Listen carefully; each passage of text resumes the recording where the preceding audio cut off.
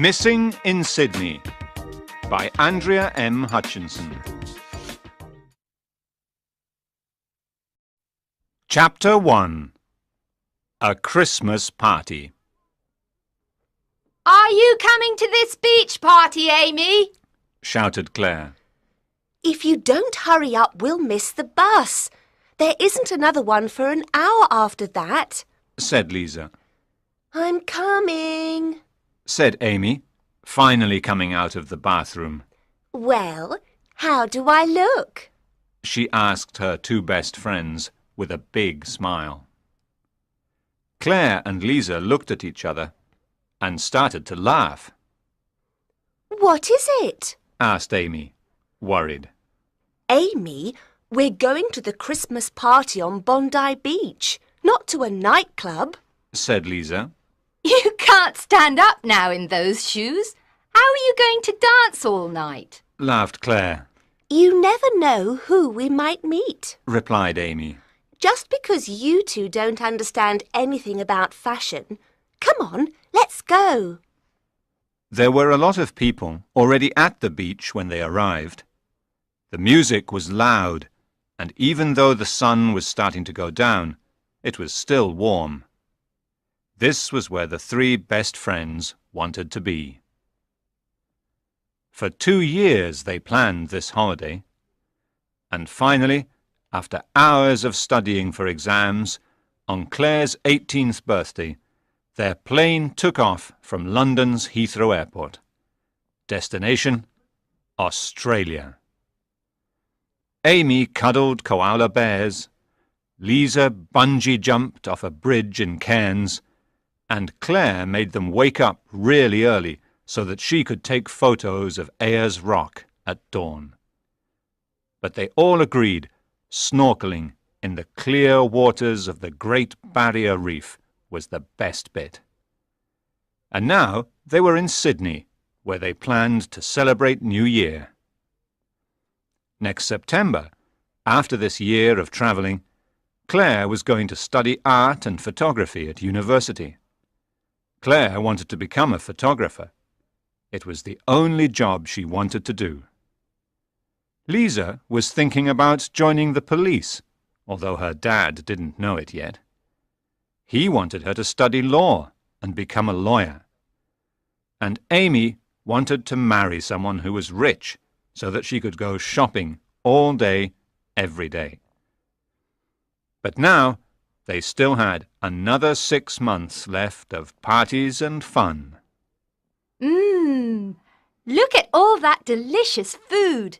Barbecued sausages, burgers and steaks. Let's have something to eat, said Claire.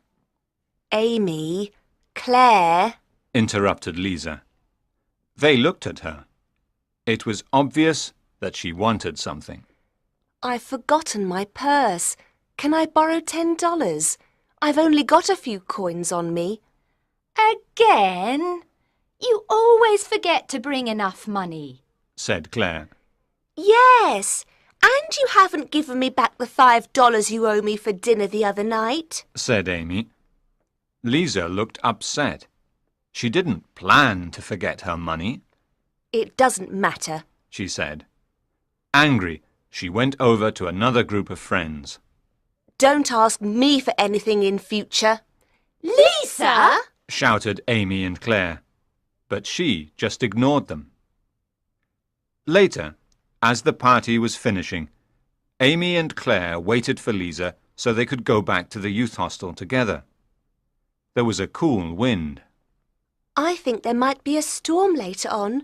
I've got a headache, and I always get a headache before a storm, said Amy. Oh, where's Lisa? Maybe she went back to the youth hostel.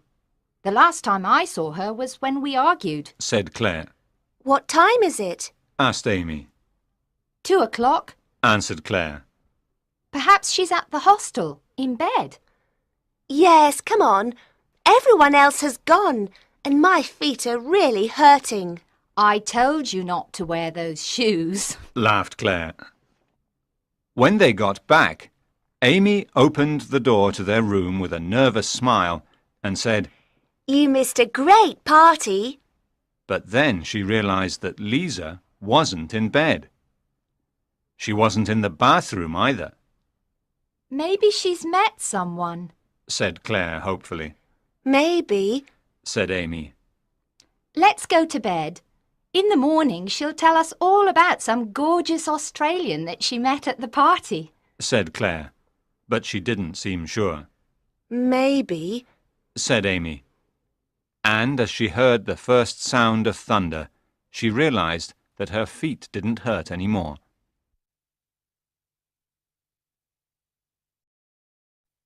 Chapter 2. Where's Lisa? The girls' youth hostel was in the centre of Sydney, opposite Hyde Park. When Amy woke up early the next morning, she was happy they had their own room. In some hostels, the rooms were bigger you had to share with a lot of other people.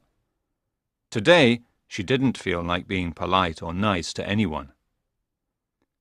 Their room was very small for 3 people, but there was a nice view of the park below. Lisa liked sitting in the park when she wanted to write in her diary. But this morning, when Amy looked out towards the park, she could only see their friend Jack. He was sitting alone, near the fountain, reading a book. It was a beautiful sunny day now.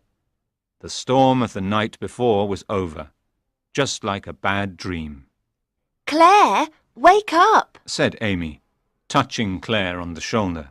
Another 5 minutes, said Claire, pulling the sheet over her head. No, you've got to wake up now. Lisa's still not here. She didn't come back last night. Claire immediately threw the sheets off her and sat up. Let's get dressed and we'll go downstairs and have some breakfast, said Claire. Perhaps Lisa got up early and is already there. 5 minutes later, while they were going downstairs, they met Jack. Jack was travelling as well. He arrived in Sydney on the same day as the girls, and they met as they were checking into the hostel. The 4 of them soon became friends, and they often spent evenings together, talking until late, sharing pizza and beer in the hostel's garden. Now it seemed like he was in a hurry. Hello, Jack. Have you seen Lisa this morning? asked Claire. No, I haven't. She's not in the dining hall. Why? Oh, it's probably nothing. If you see her, tell her that we're looking for her, said Amy. I'm leaving today, so I probably won't. But if I see her... Sorry, I'm in a hurry, and I must go and pack my things. Before they could say goodbye, he ran by them and into his room. Jack was right. There was nobody in the dining hall. It's 7:15. It's still early. If we sit over there by the window, we'll see her when she comes back. Do you want something to eat? asked Claire. No, I'm not hungry. I think I'll just have some orange juice, said Amy. In silence, Amy and Claire waited. Every time the door opened, they both looked up, hoping that it was Lisa. At 8 o'clock, the dining hall was starting to get busy, and their glasses of orange juice were still full. Come on. I can't just sit here anymore. Let's go back upstairs to the room and try to call her on her mobile, said Claire. Back in the room, Amy dialed 387-452-9113. She walked up and down the room, waiting for the number to start ringing. OK, it's ringing, she said to Claire with a nervous smile. Shh, said Claire suddenly. What is it? said Amy. She watched Claire go over to the bedside table and open the drawer. As she opened it, the ringtone of Lisa's phone filled the room. Amy hung up the phone, disappointed. Amy! Look! Lisa's purse is in here too. So Lisa hasn't got her mobile or any money with her, said Amy. Oh, Claire, where could she be? This isn't like her at all. What are we going to do?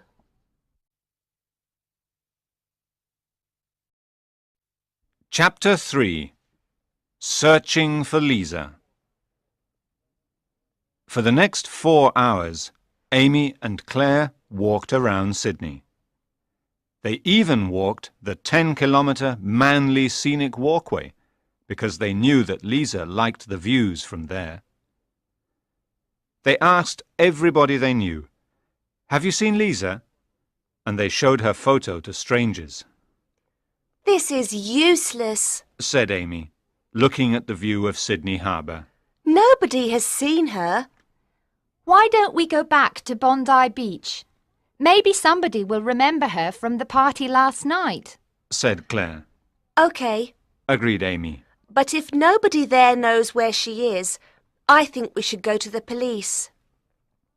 Amy and Claire walked up and down the beach, showing everyone Lisa's photo. It was 2 o'clock. The sun was hot. I need to put some sun cream on. Amy said, looking at her red arms. Do you want to go to that bar over there and have some lunch? Then we can go to the police station.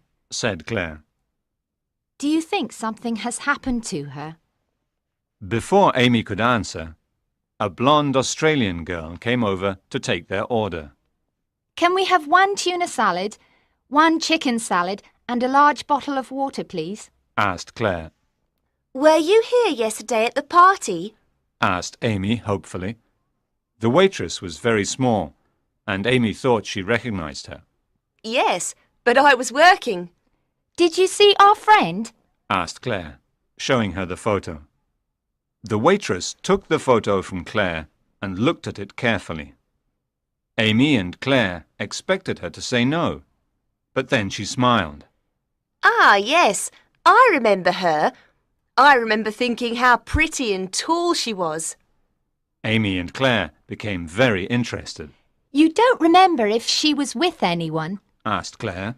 What time was it when you saw her? Interrupted Amy.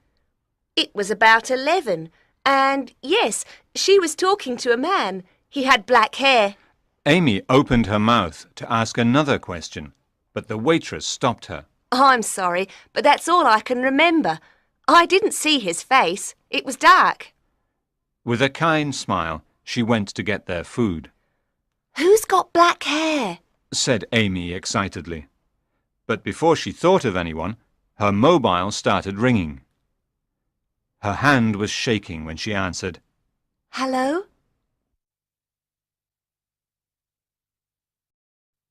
Chapter 4. Lisa makes a phone call. Breathless, Lisa ran as fast as she could towards the telephone box. Her ankle hurt from when he pulled her into the house, but there was no time to think of that now. Only a few more steps. Oh, why did I have that stupid argument with Amy and Claire? Why did I forget my purse?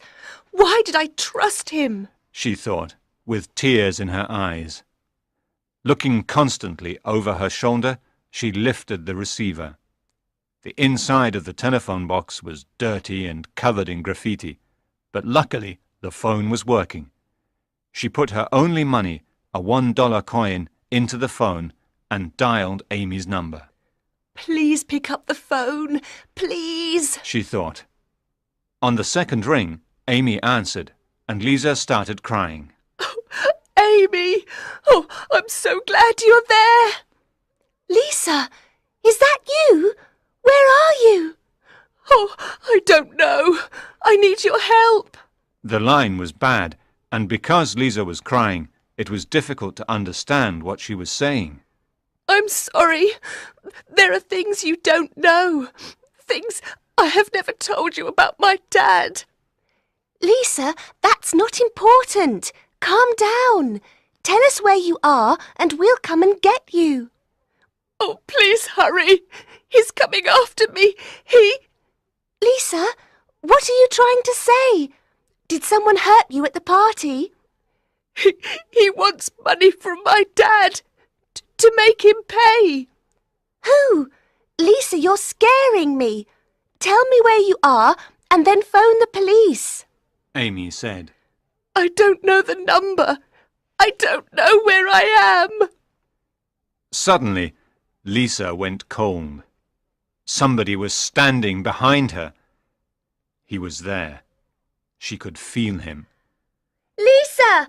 Are you still there? Lisa! Shouted Amy. Lisa stood terrified as she watched him take the phone from her and hang up. He was smiling at her, but it wasn't a nice smile. It was an evil, mad smile. Why didn't you stay at the house, Lisa? But it doesn't matter. Nobody will ever find you. Putting a baseball cap over his black hair, he pulled her out of the telephone box.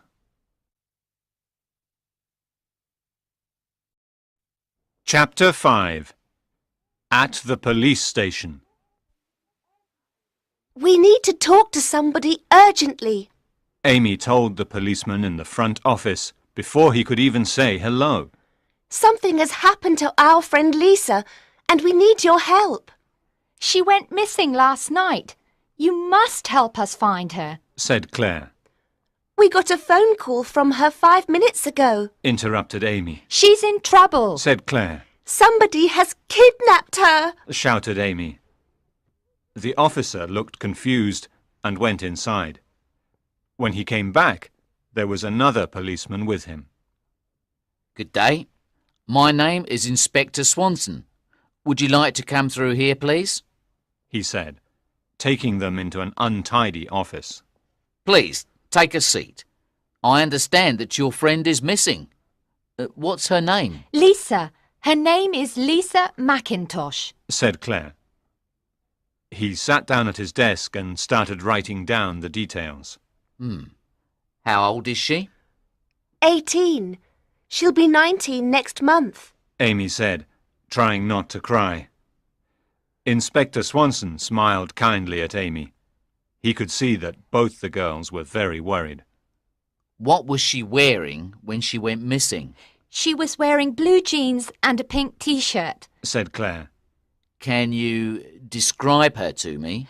She has long, curly blonde hair and blue eyes. This is a photo of Lisa. Amy said, and gave him one of their photos. She's very pretty and tall, about 1.75 meters. Amy said, remembering what the waitress said earlier.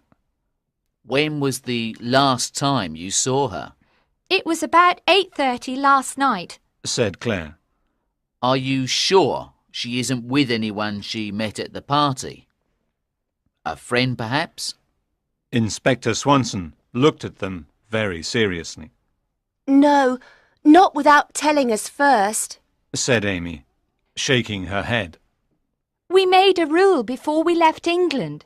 If you want to stay out all night, then you have to tell the others where you're going, who with, and when you'll be back. Explained Claire. Lisa knows that rule. She knows we'll be worried.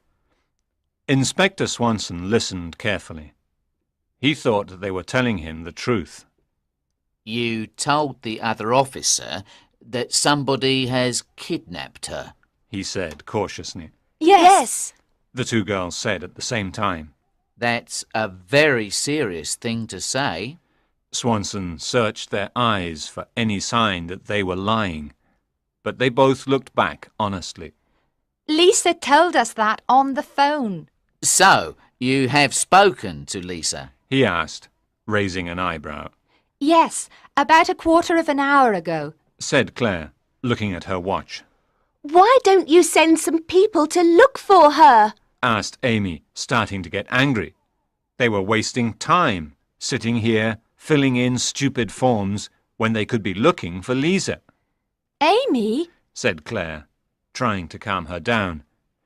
She turned to Swanson. I'm sorry, but we're really worried about Lisa. She said that a man was after her. A policeman knocked on the door.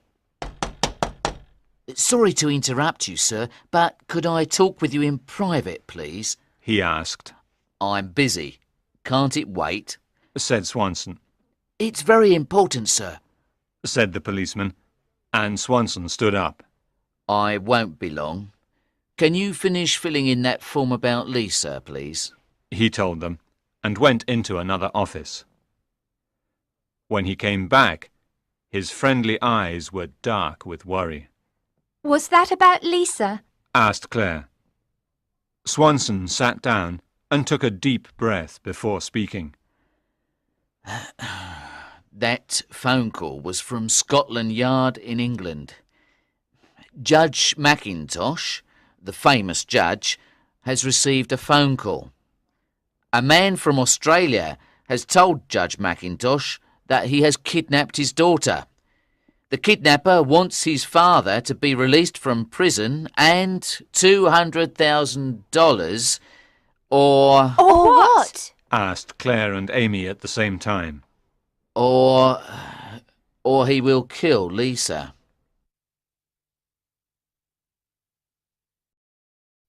Chapter 6. The Truth. Swanson ordered Amy and Claire to stay in his office while he organised his officers. Judge Mackintosh, Lisa's father, was already on a plane with the money. Everybody seemed to be busy doing something to help Lisa. Amy and Claire felt like they were the only ones doing nothing. We've got to do something, Claire. Said Amy. Lisa's our best friend. You're right. Replied Claire. Before Inspector Swanson came back, they walked out of the police station and into the late afternoon. Which way do you think we should go? Left or right? Asked Claire, looking down the busy street. Amy wasn't listening. She was looking at the photographs. They looked so happy. It was hard to believe that some of the photos were taken only a few days ago. Why do you think she didn't tell us? Claire turned around and realized that she was talking to herself. Amy, you're not listening to me at all. She complained. Said Amy, still distracted by the photos. There was something wrong, but she couldn't work out what it was. I said, why do you think Lisa didn't tell us that she has a famous dad? That's it! Shouted Amy, making Claire jump. Look! She said, showing the photos to Claire. What? It's just us three having fun. No, look again. Insisted Amy. Claire took the photos from her and looked at them closely, but she couldn't see anything unusual. He's on this photo we took in Cairns and this one at Ayers Rock. He's even on photos that were taken before we came to Australia. Look, this one was taken at Heathrow Airport. Who? Said Claire. She was starting to get impatient now. Amy wasn't making any sense, and they didn't have time to waste like this. See, here in the background. That's more than a coincidence. Amy was pointing at the figure of a man with black hair in the background of the photos. He's followed us. He's the monster who has kidnapped Lisa. She said angrily. Amy, Said Claire, putting a hand on Amy's arm to calm her. I know that face. Jack! Interrupted Amy. But she wasn't looking at the photo. She was waving to a man across the street. Jack didn't see Amy. He walked quickly into a newsagent's. I thought he was leaving Sydney. She asked, turning to Claire. But Claire's face was white. You look like you've seen a ghost. Smiled Amy.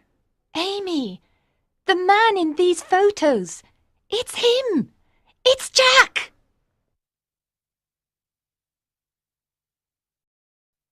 Chapter 7. The Kidnapper's Shadow. Don't be ridiculous, Claire. Jack's our friend. Laughed Amy nervously. But before she looked at the photo again, she knew that Claire was right. Amy felt sick. Lisa liked Jack. She trusted him. They all thought he was nice. Look, he's coming out of the newsagent's now. Said Claire. I'm going to kill him. said Amy. She wanted to run over to him, but Claire stopped her. No, don't be stupid. If you do that, we'll never find out where Lisa is. Let's follow him instead. We should phone the police, though, said Amy, taking her mobile phone out of her bag. There's no time, said Claire. Come on! They started to follow him south, through Hyde Park, and then east, down Oxford Street. He was walking fast, and it was difficult not to lose sight of him in the busy street. It was still a public holiday, and a lot of people were out, enjoying the early evening sun and eating ice creams in the many bars of this lively neighbourhood. Oh, no, said Claire. What's the matter? Asked Amy. She was staring at the back of Jack's head as he crossed the road a few steps in front of them. The traffic lights. What traffic lights? Said Amy, confused. A tall woman with long brown hair stopped suddenly in front of her, obstructing her view. Amy wanted to push her out of the way. They're red. He's going to get away, said Amy. Forced to stand still and wait, they watched Jack disappear into the crowd. It felt like an hour before the cars stopped and they could walk across the road. It's useless, shouted Amy. We'll never find Lisa. We can't give up now, said Claire. I'm going to the police station, said Amy, refusing to go any further. But then, as she turned to go, she saw him again. Chapter 8. Finding Lisa. The house was on a pretty street in Paddington, a residential district south of Sydney Harbour, not far from the youth hostel. It was a Victorian house and was identical to all the other houses on that street. Claire and Amy watched as Jack went through the gate and into the house. Once they were certain that nobody was watching them, they walked to the rear of the house and looked through a window. It was very dirty, but they could still see inside. The outside of the house was beautiful, but the inside was horrible. The furniture was ripped and empty tins of food, pizza boxes and cans were on the floor. Lisa was sitting on an old chair in the living room. Her hands were tied, and she looked frightened as she watched Jack. He was shouting, and his face was red with anger. For 10 years I lived here, alone with my aunt. I couldn't even visit my dad because he was in prison in England. I'm sorry, said Lisa, trying to calm him down. No, you're not. You're not sorry. I am. No, you're sorry that you're not out with your friends, laughing and having fun as usual. Well, what about me? He screamed, out of control. If you let me go, I won't tell anyone about this, said Lisa desperately. Not Claire, not Amy. Nobody will ever know. It will be our secret. You're a liar, just like your dad. He screamed, so loud it made Amy and Claire jump. Do you think I could let you go now? After all this time? After all that he's done? My father was innocent. He told me he never did it. He was set up. Claire and Amy listened in silence, too scared to breathe. He looked so different from the kind, funny guy they shared pizza with. This was the real Jack. I have planned this for a long time. I followed you and your stupid friends around Australia, and then you came to Sydney. When you argued with your friends on Bondi Beach, I was there. You knew me from the youth hostel and trusted me, and I could finally put my plan into action. Now your dad is going to pay.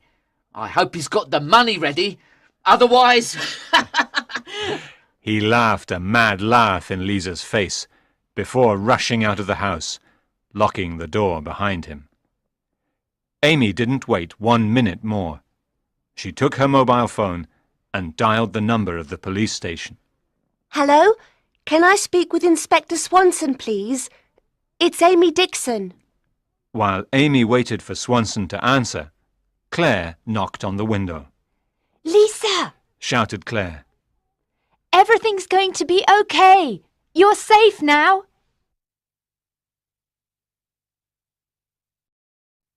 Chapter 9. Happy New Year. I still don't understand why you didn't tell us about your dad, Said Claire. It was New Year's Eve, and Lisa's dad was paying for them to have dinner in an expensive restaurant.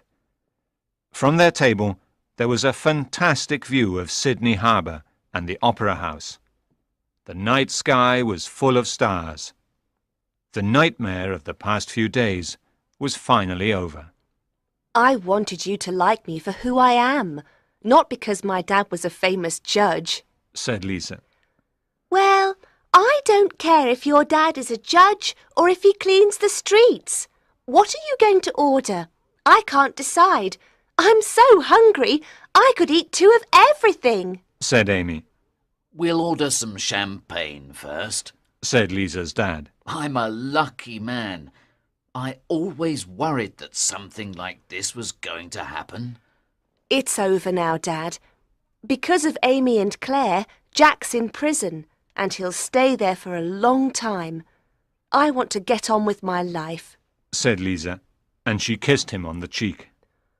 What are your New Year's resolutions? Asked Amy. I'm going to give up chocolate after I've tried that delicious-looking chocolate cake, Said Claire. I'm going to retire. Said Lisa's dad. Why?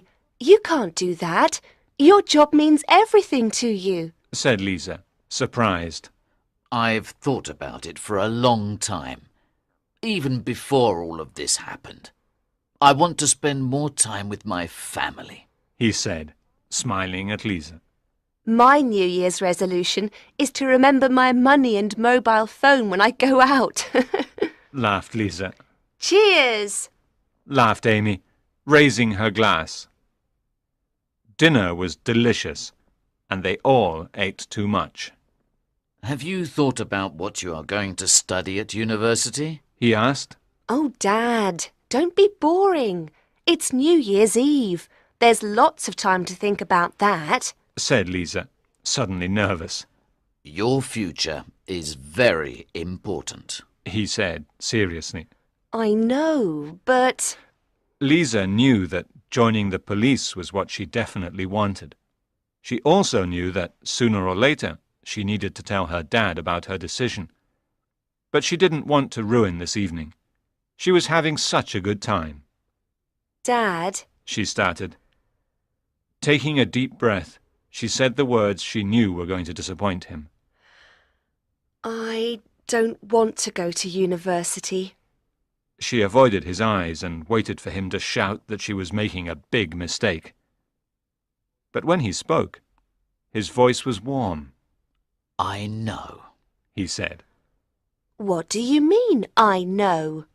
Lisa looked at him confused, but he was smiling. I'm your dad. I could see that whenever I talked about university, you looked unhappy. And what's important to me, He said, taking her hand gently in his. is that you're happy. So, can I join the police? If that's what you want. He smiled. Do you mean that? Asked Lisa, excitedly. She threw her arms around him.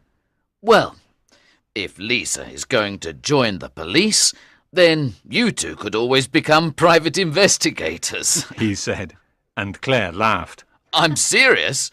You found Lisa before the police did. But the girls were laughing too much to take him seriously. Here's to us, Charlie's Angels. Laughed Lisa, making another toast. It'll soon be midnight. Shall we go outside with everyone else? At last, the countdown began. 10, 9, 8, 7, everyone shouted. 6, 5, 4, 3, 2, 1. Happy New Year! Fireworks filled the sky with loud bangs and a beautiful rainbow of colour. Sydney was impressive at any time of year, but the harbour at New Year was unforgettable. Any plans for the future could wait until tomorrow. It was too good here and now.